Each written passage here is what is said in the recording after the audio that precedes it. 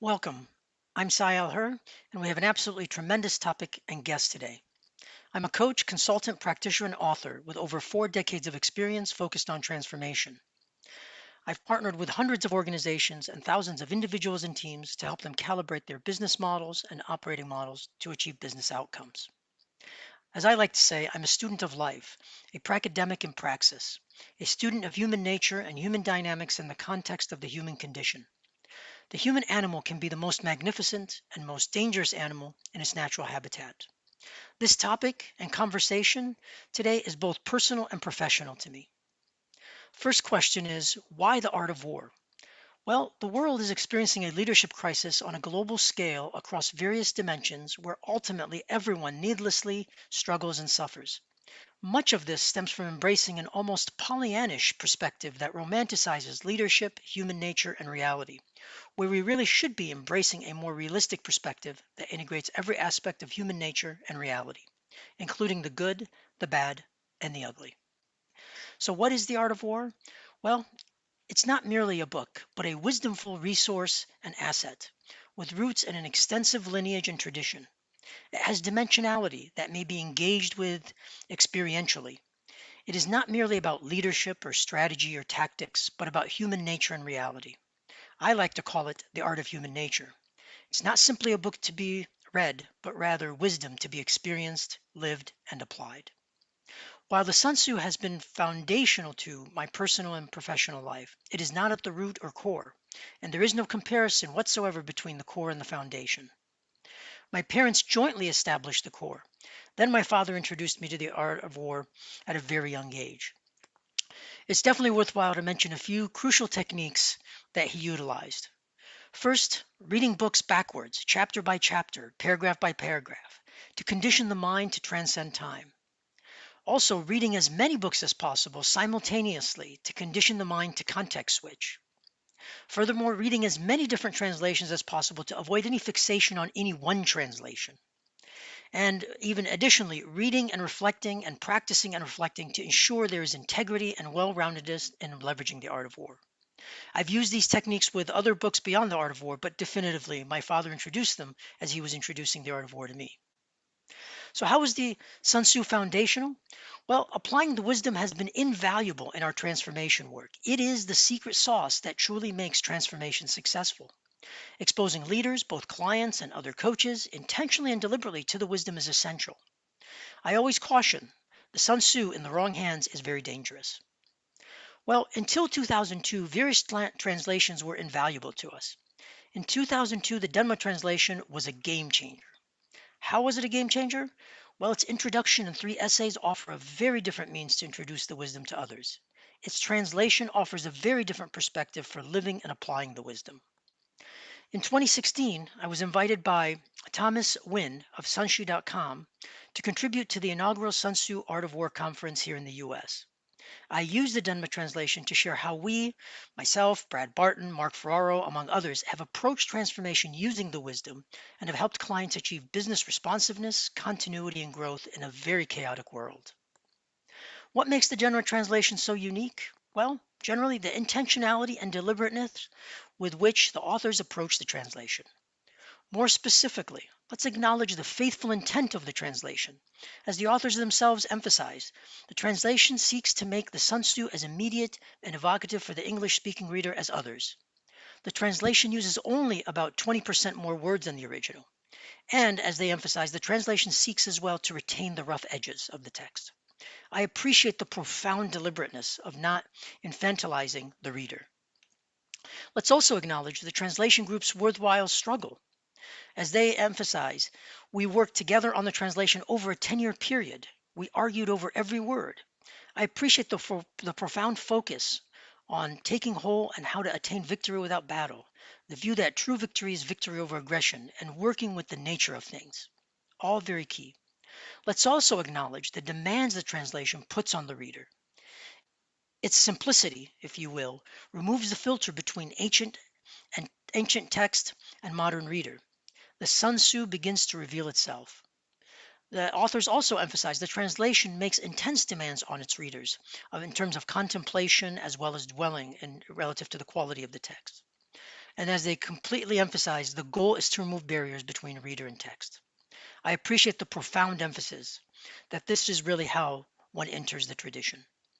Ultimately, the text is alive and it will change as you, the reader, mix your own wisdom with it. With all of that being said, let me say brief comments relative to James. James will be joining us here in a minute. He was the general editor of the Denma Translation Group. He has served in leadership roles in the magazine and book publishing industry since 1972. He's been studying and teaching the art of war since 1980, and additionally sharing lessons from the art of war to business and nonprofit leaders since 1985.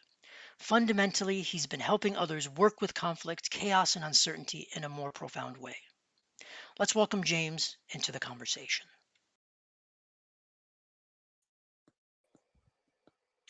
Welcome, James. Welcome, welcome. It's great to see you.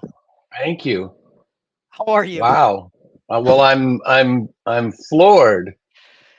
That was quite an amazing and impressive summary. I don't think there's much more to say. In fact, that was very eloquent. And in addition, I'd like to give a shout out to your father, who I understand might even be listening now, Thank you. for that kind of vision and leadership and training and teaching. Not just that he gave you the art of war, but just the whole package you described. So thank you very much for that. Thank you. So I have to say, you're going to bring me to tears already, my good friend. So thank you, thank you, thank you. It is such an honor and pleasure, and everything that you and the group has shared, and to be able to get time together with you. I would love, in your own words, if you will, just sort of help the audience really understand who is James Gimian. Well, that may be the least interesting part of our conversation today, but I'll give it a shot. Um, in fact, I can honestly say I was born and raised in a dirt floor cabin.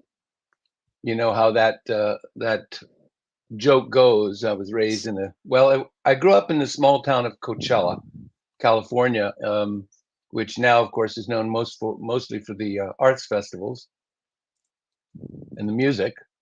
But it was a great way to start out in a very small community.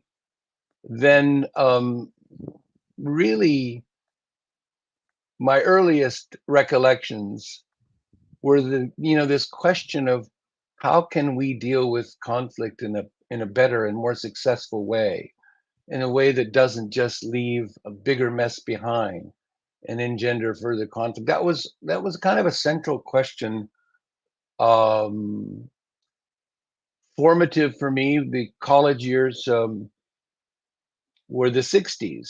And if you're a history buff, and looked into that, it was just an age of great change, upheaval, transformation, disintegration of forms. My personal experience was, firsthand, first row seat at a lot of conflict on college campuses in California, in the Bay Area where I was. And the thing that struck me was just, it didn't matter what side you were on. Neither side seemed to exhibit any greater understanding of how to work with the difficult things, the obstacles. I mean, clearly, when we talk about conflict, it's not just about war.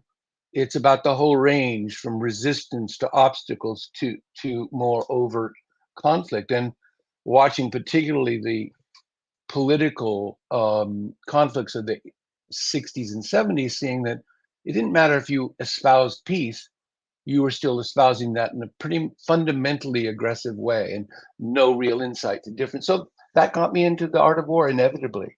Because if you ask that question, how can we approach this differently? Inevitably, the road leads to the art of war. So, at the time, it was the Griffiths translation. For Yeah. those who are fans of, the many, many translations back in the day, it was like the Griffiths translation was a revelation. And still, I have a tremendous respect for the ways in which General Griffiths had insight into the meaning of the text. I mean, since that day, there have been so many wonderful, excellent translations. Um, but what that did for me was yearn for something that would bring out more of the underlying insights and wisdom in the text that we knew were there. So that's the doorway to a whole other long story, which is how we got together the translation group and produced the translation, which I will say was never our intention from the beginning. Mm, And I think one interesting note is it exhibits one of the lessons of the translation of the Sun Tzu, which is we now have it in the workshops we do and in the rules of victory as a kind of slogan. If you can't get destination, go for direction. And for us, we didn't have the destination of translating a book. We had the need to have the key passages that were so profound to us translated in a way that revealed more of the innate wisdom that we felt was there. But of course, once we did that, it shined light on the rest of the work in the translation in the original text that we didn't even understand. And before you knew it, the book was translated. The publisher was interested. Um, Published in 2001 or two, as you say, and a lot of really great response that led to being more involved in working with people, with leaders. In and I'll just finish by saying I think you also captured the element that we can still say is a distinct aspect of the Denma translation is that it's not just acknowledging the text as a great historical reference, but it's an invitation to leaders at every level, which includes everybody from our point of view, who's challenged by how to deal with difficult situations, to be part of the conversation, to be included in the conversation. And that's different from even the greatest translations that exist. The many excellent translations is they're still primarily historical works and great and valuable and important. But from our point of view, the real delivery is how can it speak to us now? And in fact, we live in the same time, a time of great, as you put it beautifully. I mean, tremendous disintegration, uncertainty, near chaos, and how it takes a different set of skills and a different view and to work successfully during a time like that. So wonderful, wonderful. And I think you've emphasized something very key, not to discount any translation whatsoever, but the invitation. Truly, when your translation came out and the first book came out, that invitation was a game changer, and just across the board, and that was very, very distinct in our experience, if you will, working with organizations, James. From what you just described, would you say that that is the element that unified the Denma Translation Group? I mean, were you all really looking for ways to, to work with conflict and what have you? Is that accurate, James? yeah, we just discovered ourselves all individually struggling with what translation to read, how to make sense of it, finding a commonality, and that we felt there was such wisdom that still wasn't coming through during, the translations largely in our period were through great filters of Western view of Eastern philosophies that were somewhat limited and have largely been translated um, gone beyond in the translation of the last 10 or 15 years. But that was the struggle that we had that unified everybody and that brought us. And luckily, one of us was just getting his PhD in China studies and wound up teaching Chinese at Bowdoin College as a professor, and who was able to be part of our conversation and also present to us the gloss translation, the insight into the Chinese that proved the foundation for the arguments over every word. Beautiful, So beautiful. So, James, I want to ask a very, very specific question about the introduction. So, um, when I have leveraged the art of war, and when we've leveraged it in our consulting and what have you, we literally have those that we are working with read the introduction, then if you will, taking whole, and then also the Sage Commander 3 times. And every time they read it, we have a conversation. We reflect on the work. I kid you not. Every case, there is one sentence that leaps out in the introduction and grabs people. And I want to share that with you and kind of get your perspective directly, as if you will. And the sentence that always I'm getting out grabs a copy of the book so I can find out where that sentence is. there you go. Yeah, go ahead. And it has for the last honestly for since the publication of the book, James, this sentence every executive identifies, and we have at Mm. least an hour conversation. And here it is right here. Uh, the you say, however profound our individual wisdom, it will not Mm. survive in the world unless it is joined with some kind of power. Yeah, that's amazing. I recall the the need we had to put that in there, that whole paragraph in there, and the challenge that it presented. Um, and it's somewhat related to another question you and I discussed about how some people are resistant to the benefit of reading The Art of War because they think it's just about war, and that that's a bad thing and to be avoided. And certainly, I can't engage in it in any way because that brings out the worst. And I'm not saying that some of those sentiments aren't true. Obviously, no one seeks to have a world filled with war, but oftentimes that initial reaction to the text is from the very common reaction to not wanting to engage conflict at all. I mean, we find that in so many of the workshops that we do, the most profound takeaway that people have is this notion of taking hold, and that in fact, conflict is a normal and natural outcome of an interconnected world.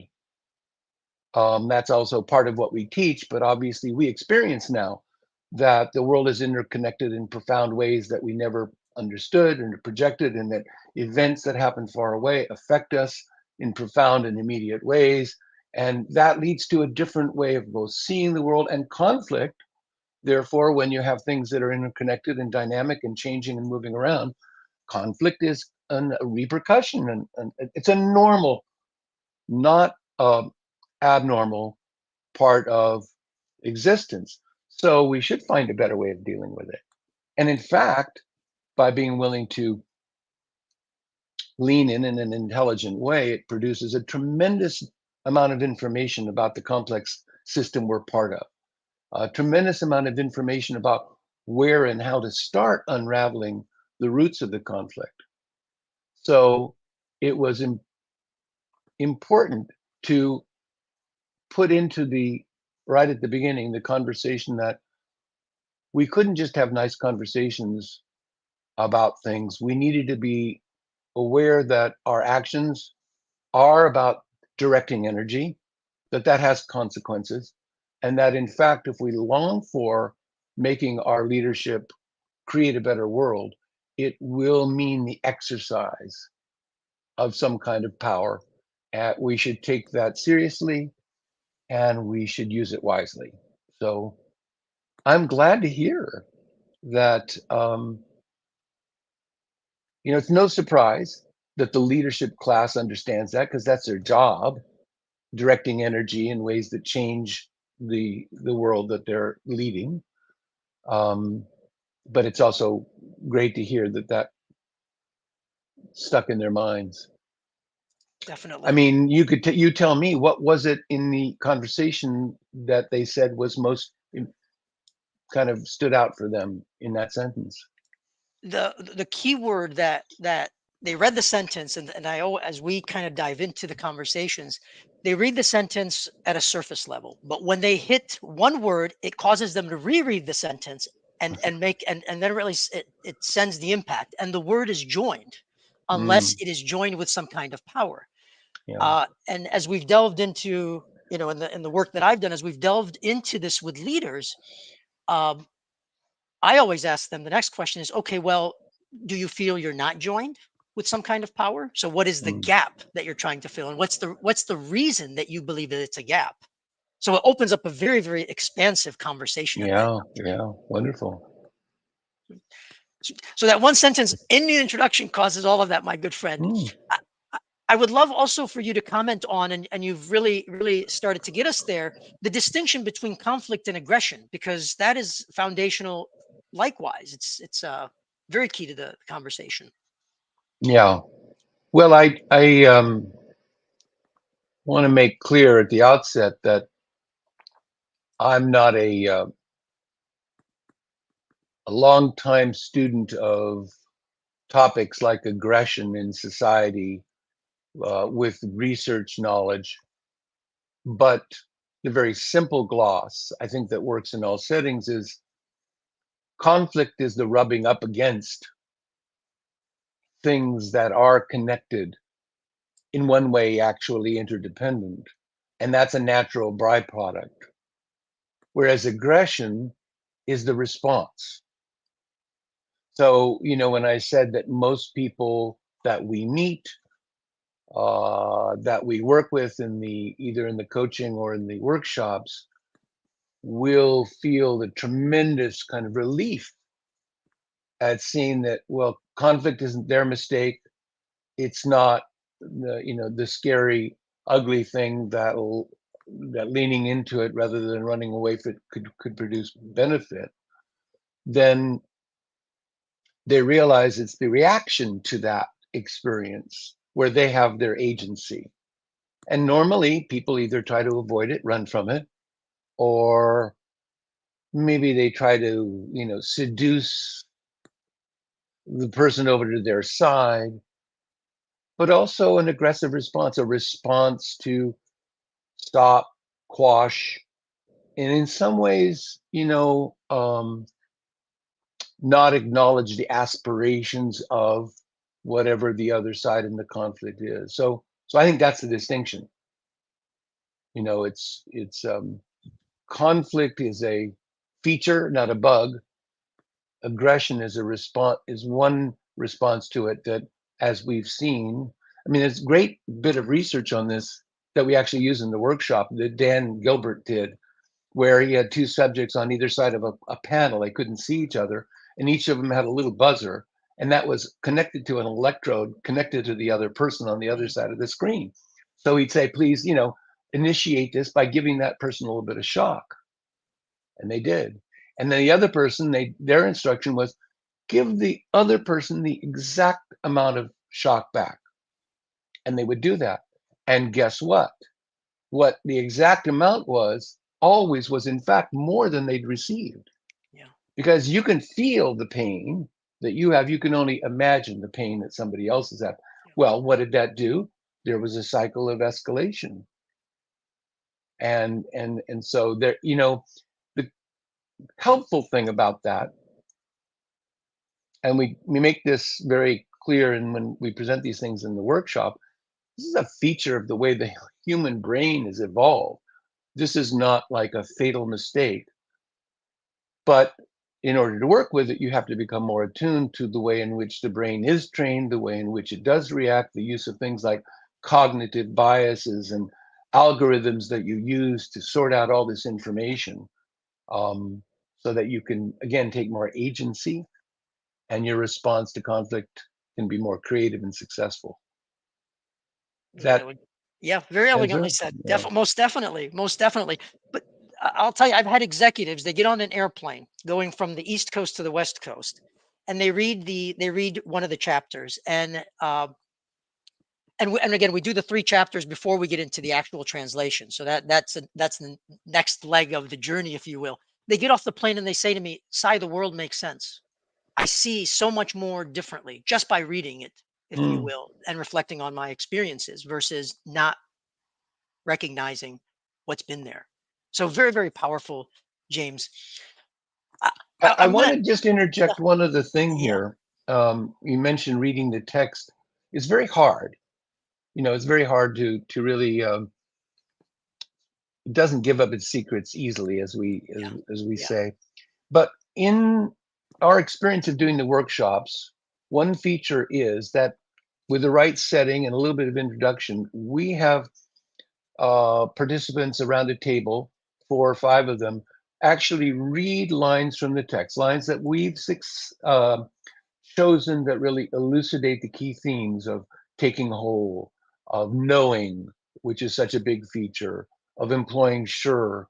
And what's amazing is that regardless of the fact that none of these people have had any real experience in the conversation, in the way that they first talk among themselves and then we harvest the whole room and see what new thoughts, what 99% of it is stuff that we've heard many times before. But inevitably, in every workshop, there's an insight that somebody coming fresh to the text has that adds something to the conversation. Yeah. And so that is always a big surprise and kind of offsets all the kind of challenge it is most of Yeah. the time to read and understand what is it. And I think that I likewise have had similar experiences, and in particular, uh, one of the key reasons I rely heavily on your translation is because it doesn't try to overly influence the reader. Let the wisdom that's naturally there manifest. Mm, Where if you give if respectfully to other translations, you give them the other translations, there's too many other words. They've already formulated a perspective, and it really reduces their wisdom. So now at this point, they're yeah, looking for a recipe versus yeah. looking for their own wisdom to manifest. Yeah. Well, we come from the same school in that sense that even in the workshops that we do, we're not trying to make people experts in the art of war. It's Right. a ridiculous concept. What we're doing is extracting some of these lessons to spark insights for a leader that provides the next step in their individual leadership journey. Yep. Because as we say, this is about being ultimately. And that's why we want to enter people into the discussion from the inside, because the real lasting value is what understanding is inherent in that person when they meet the challenge. Because they're not going to have time to say, excuse me, can you hold the argument right here? I want to go read the manual Yeah. and I'll come right back to you with my response. It comes from whatever deep learning the person has. So, what's far more valuable than telling them the right answer is what questions can we raise? What provocations can we create that have an experience, an insight that then can carry with them? So we people have really been um, pissed off a lot of the time that our translation is so enigmatic that we don't give them the answers. But for reaching a fewer number of people with an insight versus many more people giving them our answer, Yeah. we just feel it's a much more valuable service. 100%. I've had colleagues actually experience something. They've been introduced into the tradition. They've they've experienced a difficult situation, and they've navigated the situation. And then afterwards, they say, "I don't know where that came from. I never even Yeah, thought." And that is a yeah, testament, quite honestly, to the wisdom at hand. Very much so. yeah. So, James, I would love for you to kind of comment a little bit on, if you will, the five, and sort of just from your perspective, and share that with our audience. Well, for those not familiar, the five is right at the first chapter, and that whole first chapter is like telling um, in this case, really the king or the head of state how to evaluate a situation, including how to evaluate whether to get involved in the conflict and how to evaluate the good general. Because in those days, generals weren't, um, there were no standing armies in the early states of the warring states period where the text comes from. Um, so that meant that the generals were a class of people who worked for whoever paid them the most money. So the other interesting thing, the five is the Tao, heaven, earth, the general or leader, and then methods, the five. And the interesting thing about that is the three in the middle, heaven, earth, and the human being could be the general, but the leader, is a very, very prevalent central triad in all of Chinese thought during the period and probably since. So, in that way, this text is signaling that this is not just about war. This is also about everything in life. Now, we don't really teach the five in the workshops, but we use it. We have a questionnaire that, in about 10 or 12 questions, um, addresses the five, and we'll use them when we're doing an engagement. It could be a workshop or something else. We'll pick a handful of people and we'll ask them those questions, because in that process, what the five can, in terms of the Tao, it's a road or pathway, but it's really kind of how basically something works. So you can find out right from the beginning whether there's an alignment between leadership and and the team or the staff or the employees by asking the right questions about that Tao. And then if you want to go through the whole five, do you want to do that, or we don't have to do that? No, Is no, that I think enough then to no, answer your question? most definitely the vernacular, Okay. exactly. No, no, most Yeah. definitely, by all means. Right. The vernacular, I think, is very powerful in the sense that it is a Yeah. way to enter, if you will, the book, and Yeah. really begin to think about sort of how all the pieces begin to relate to one another as you're describing. So that's very, very powerful that way. So I'm going to focus on the two chapters in particular, and kind of expand from there. Taking whole it's a short chapter, and it's very rich. Both chapters are reasonably short in my book, in my mind, but they're very, very rich. What contemporary lessons would you say people really should take away from taking whole? What does that mean? How should we interpret it? I think I can answer that not so much from what I think people should take away, but from what I've observed people taking away from the workshops and other projects we've done. Um,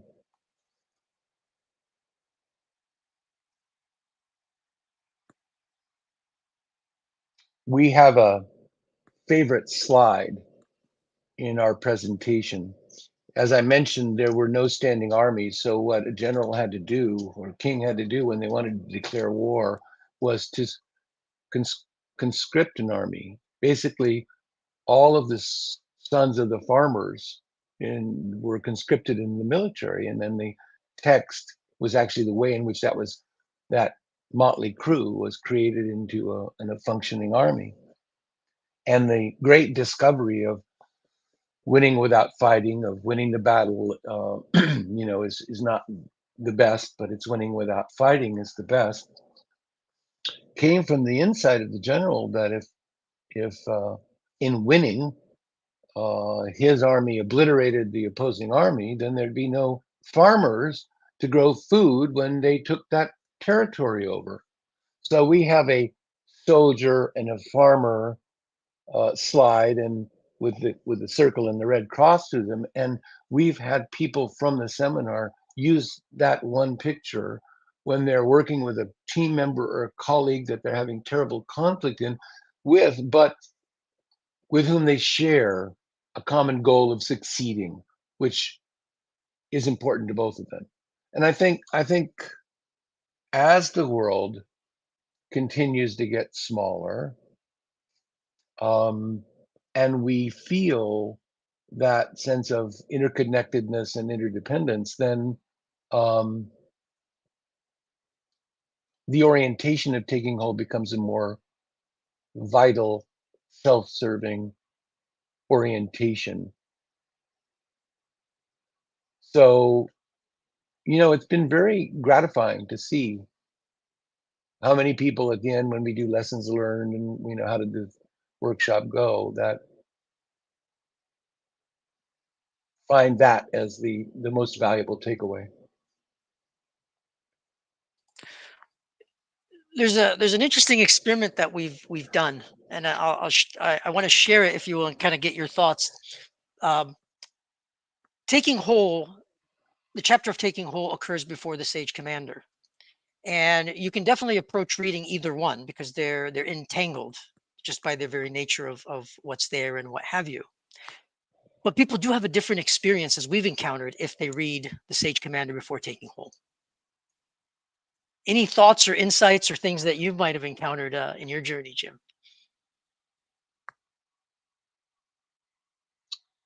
Well, you're basing your question on a book that we produced 20 years ago. And a lot of the way in which we present the material has evolved, not in fundamental ways, but um,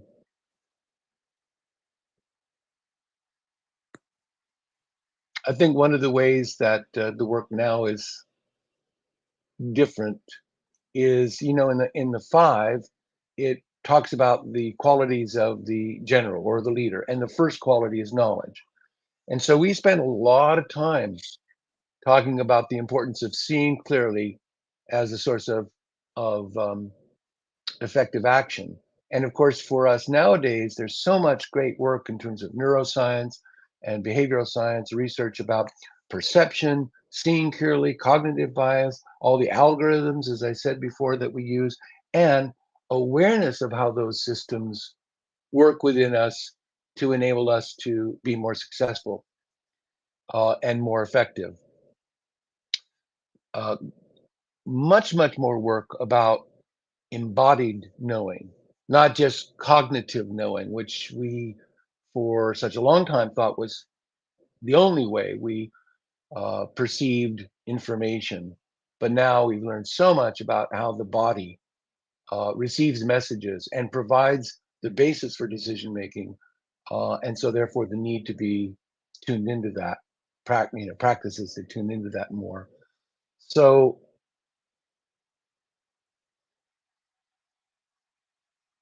I'm not sure if you're really asking about the order of taking whole and how a leader can sense the system they're working in, can understand and therefore be more effective in their decisions. But the Sage Commander chapter we don't really use because we had in the book we had to lay out some uh, idyllic, iconic Mhm. image for people to aspire to. Nowadays, in the work that we do, it's more how can we provoke the insights for people to evolve in that direction and discover those capabilities for Mhm. themselves. So I'm not sure if I've Ve- answered your ve- question. Very much so, very much so. And it's powerful to provoke. What is intriguing, especially as we look at the I'll say the general notion of leadership in the atmosphere at large, let's say, if one is provoked to embrace leadership without a central theme such as taking hold, it turns egotistical far too quickly in a lot of cases. And so people being exposed to taking hold gives them exactly as you said, an orientation that really helps in how they approach situations in conflict. Yeah, um, I think in my observation and the people that we've worked with, we're in the middle of an arc, of a big arc over decades of a model of leadership that we still have our feet cemented into that has leader as hero, Hmm. all-knowing, source of wisdom and right answers, and surrounded by individuals on the team that they're responsible for giving those answers to and getting the team to do those things. And it's pretty hard to completely shake that model. Yeah. But of course, as the world has gotten to be more chaotic and challenging, uncertain, that model has become harder and harder to employ successfully. And we have going towards, and these are sort of again idealized ends of a spectrum, leader as servant, as Hmm. one person in an interconnected team of people where their job is to establish close connections, to make links with the people that they're working with, and to understand that all those people in that team have their connections. And so the leadership act is by employing those connections and connecting the connections, then the whole system is moved, a vision is created, people work with great zeal towards um, the end. And what I find is that people already have an inkling of that model of more servant leadership, of an interconnected whole that they're a part of. They're not able to articulate it. They don't know all the skills and methods for doing it, but they have a sense that it's no longer my power to just sort of proclaim. I mean, so many times, I've heard people say, "Well, I can't just go in there and tell them how they should do it or how I want them to do it. I first got to connect with them. I first got to," and this is from their experience, Hmm. not coming out of the content that we're presenting. And so I think that there's in the gestalt, so to speak, um, um, confusion about the power and execution of power. Um, but it's more understanding the limitations of that being the source of leadership success, and about how uh, the power is actually in the system. I mean, that's the great thing again Yeah. about the text, the employing sure, that whole Yeah. notion of sure about any complex adaptive system has energy that can be felt, seen, can be employed, can be maneuvered, and by doing that, as so often is the case, great leadership actions, nobody even knows what the source of the success was. Nobody who did how did that happen? Yeah. Is sort of the result of it when it's systemic and as the text says, you know, um, relying on the nature of things, not changing them. Yeah. So that's my experience anyhow. Yeah. So I haven't encountered many leaders who are um, at risk of um, expressing power to a dangerous point. But you work with a different class of people, perhaps. So it's interesting to hear that's a challenge. I've seen the whole spectrum. So Yeah, exactly as you're describing, it's a wide spectrum by all means. yeah, Very much uh, the giving people the ability to articulate using the words that we're talking about, etc., is definitively liberating. Is what most people experience, and that word is what they yeah, say, and yeah, then they yeah. experience. I don't have to have power over to rather I can have power with. And as we like Mm, to say, everyone is leading from their perspective. Ultimately, everyone is a sage from their perspective, and you need all those sages to actually make something happen. well put. So very, very Yeah. powerful. My good friend, the connection between awareness and mindfulness and the art of war. Would love to have you contribute some of your thoughts there.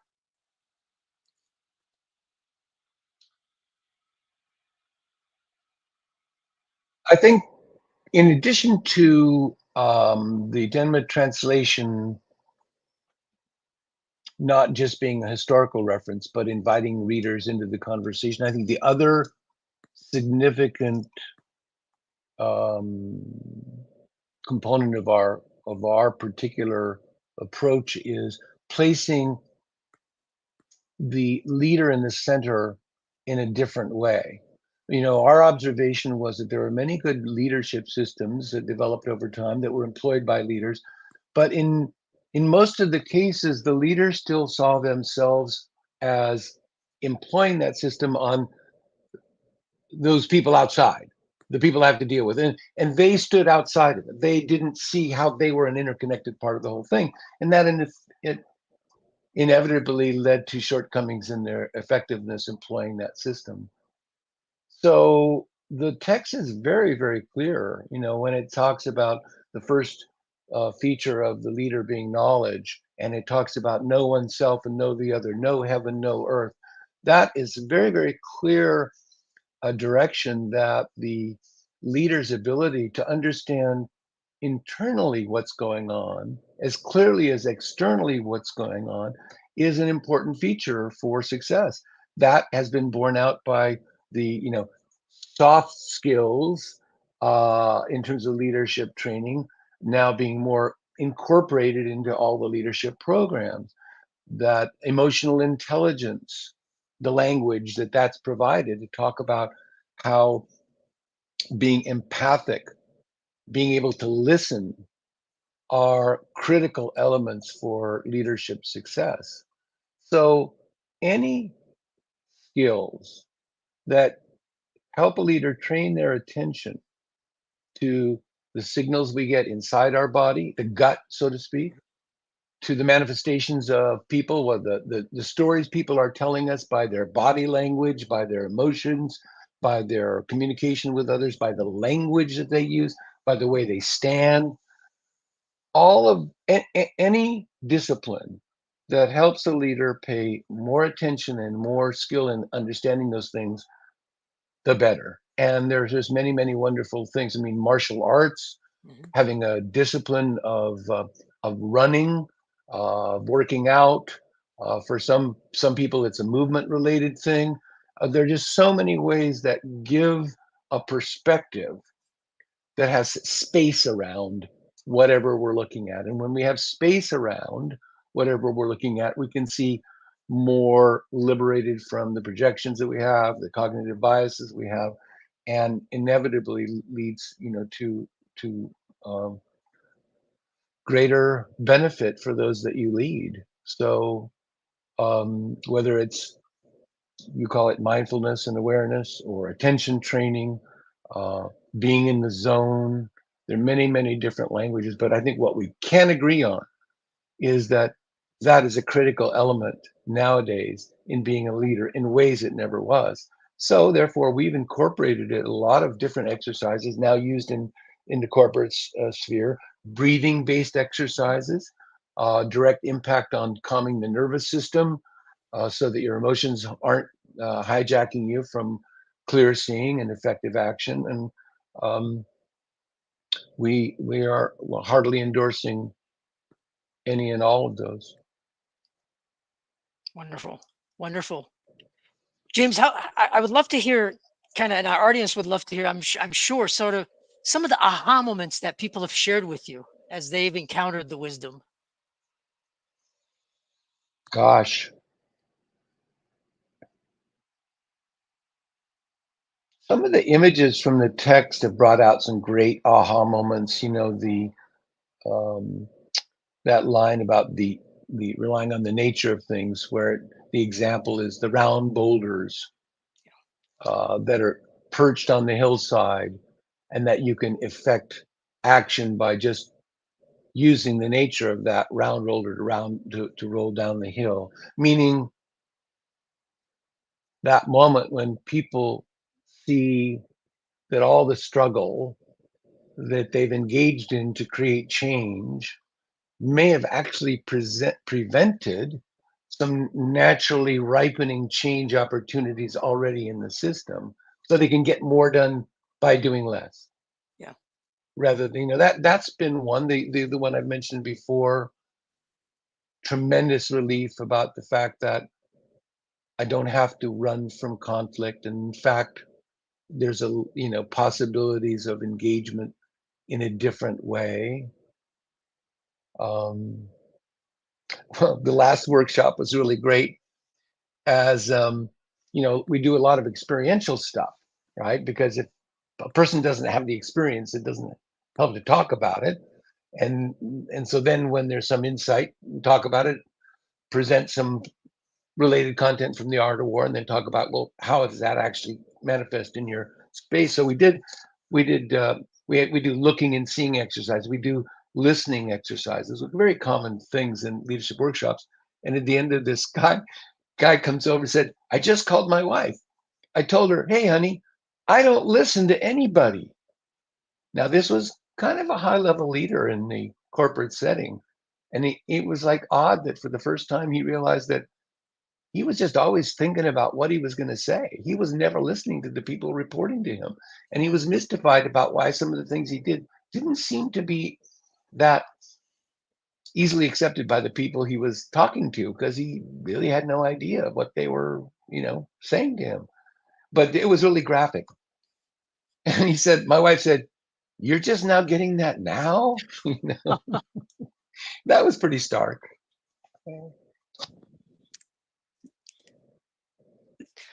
Definitively, the wisdom causes a wake up in in Yeah, in in people. yeah, Definitively. yeah, yeah. How And about that's sorry. Go ahead. no, please go on. Please go on, James. Please Well, go I on. was just going to say, as we talked about before, that's far more valuable than some curriculum of learning from the art of war, Yeah. giving person the ability to do that shift, to see something fresh, and then that's theirs, and you're off to the races. So Yeah. It's a very different experience. Very different experience. yeah. How about the two books? You've got both of them. Would love for you to comment on kind of the distinctions between the two. Well, the first book, the Denma Translation, is the core of this is the translation, and the three essays are really what we thought would give a reader fresh to the text, at least enough of a framing of some of the ideas, without, as you pointed out, trying to say, here's what you should make of this. And then we really took a leap with the last third of the book of providing our own commentary. If you look at most of the historical oriented translations, they will take the great, really great, insightful historical commentaries from generals through the ages and translate those. And we just thought if we were going to enter this conversation, well, we should enter it. And um, some of that I thought was both insightful, and some of it was, as all historical documents, looking back 20 years later, you see the limits of what you understood, and that's very helpful. So a reader of that might find a little bit of both, some insightful stuff, and actually something that they see more clearly than the commentary we wrote. The second book really came out of 7 years of teaching after the first book came out. So that second book is a bit like how it actually works for people to incorporate these lessons into their day-to-day leadership challenges.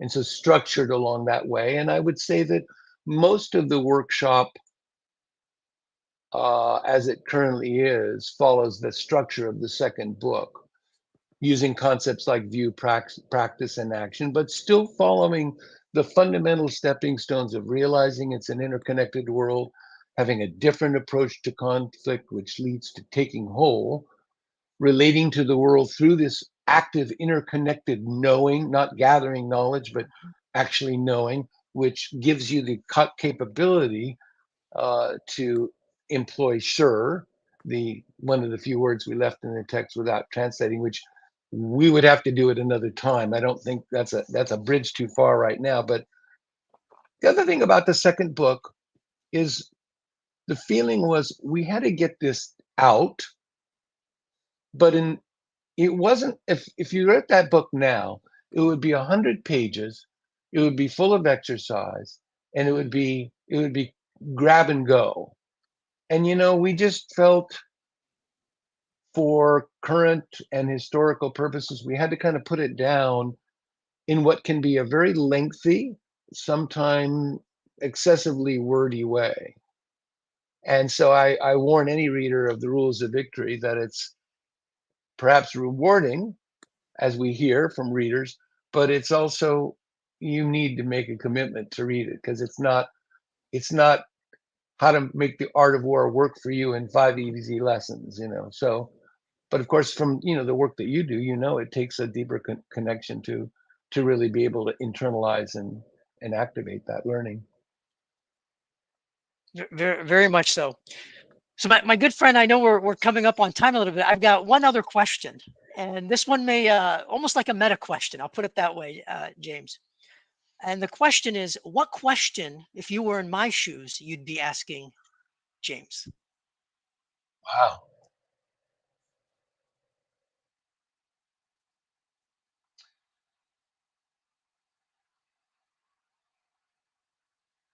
I think the first thing, to put it in context, that I'd say is it's a great opportunity for me to talk with you, because you have already exhibited a tremendous insider knowledge and understanding of the material and what we're trying to do. So the ground and context of the conversation changes. totally.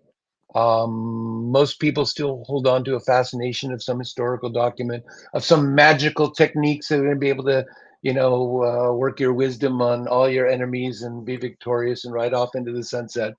And so it's kind of hard to have real conversations without a deeper understanding. So I want to express appreciation for that, and so the conversation is easier and more meaningful. Within that context, I think the central question for our time with this book is it really possible to take hold in what are seeming to be some of the most intractable, challenging, conflictual situations manifesting on our planet? Um, does this really work in the tough times? You know, and since I got to say that was the question, I'm not going to let you answer me what I'd say to that. Ask me what I'd say to that. Indeed, indeed. I But I would love think for you to that's answer. the Yes. question. Yeah, yeah. Yeah. I bet you would. Yeah, Yeah. And it's a central question for all of society, quite honestly, all of yeah, humanity yeah, to engage in, to truly yeah. engage. Yeah. Other thoughts you'd like to share with, today, James, before we sign off, my good friend. Can you say that again? It got blurred for some reason. I didn't hear what you said.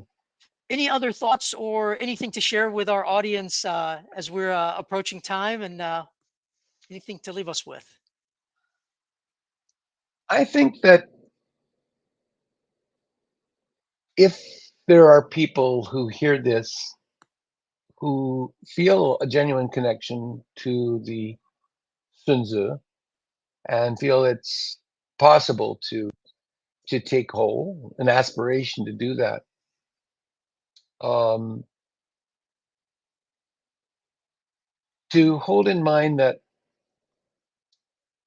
the view of the whole endeavor is one of tremendous, not only optimism, but a realistic amount of deep faith in the goodness and intelligence and trust in human beings. Because you don't take chances with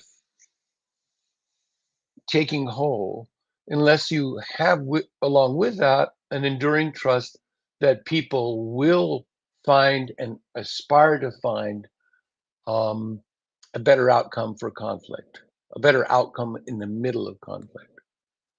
So, and that's always been sustaining for me, and it's not always been evident to in my view to others who are approaching it. So I would just say um, we've witnessed so many people who are tremendously relieved when they see that yes, they do live in an interconnected world, Hmm. that conflict is a feature of that, they can work with it, and that taking hold as an orientation, not as a pie in the sky idea that we're going to make everything better and everybody's going to live happily after ever after, but as a way of as an orientation to conflict, then sends back into the system a message of interconnection that serves us all. So yeah, and thank you very much for having this conversation.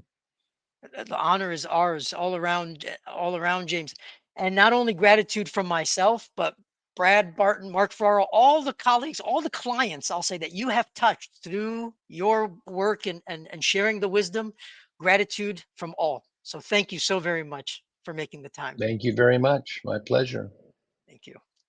We thank everyone for joining us and look forward to more conversations. Thank you again, James.